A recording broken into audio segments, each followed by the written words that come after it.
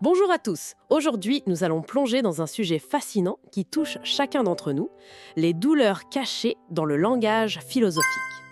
Avez-vous déjà remarqué comment certains mots philosophiques portent en eux une profonde souffrance? Prenez le mot existence par exemple. Il évoque non seulement notre présence au monde, mais aussi notre lutte constante face à l'absurdité de la vie.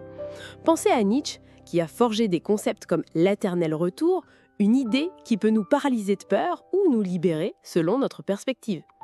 Ou encore Sartre, avec sa célèbre phrase « L'enfer, c'est les autres », qui traduit une blessure sociale profonde que nous portons tous en nous.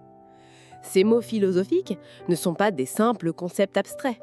Ils sont nés de véritables expériences de souffrance, de questionnements déchirants, de nuits blanches passées à contempler l'infini. Chaque terme philosophique est comme une cicatrice transformée en outil de compréhension. Mais attention, cette reconnaissance de la douleur dans la philosophie n'est pas une invitation au désespoir. Au contraire, c'est en comprenant ces blessures que nous pouvons mieux nous comprendre nous-mêmes et les autres.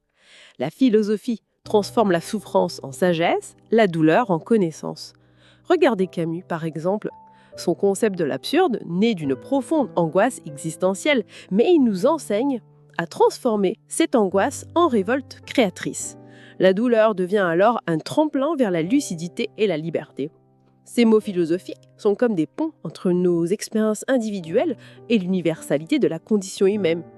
Ils nous rappellent que nous ne sommes pas seuls dans nos questionnements et nos souffrances. En reconnaissant ces douleurs cachées, nous pouvons mieux utiliser la philosophie comme un outil de guérison et de croissance personnelle. Elle devient alors non pas une simple discipline académique, mais un véritable art de vivre. Si cette réflexion vous a touché, n'hésitez pas à le partager vos pensées dans les commentaires. Abonnez-vous pour plus de contenu philosophique qui donne du sens à nos expériences quotidiennes.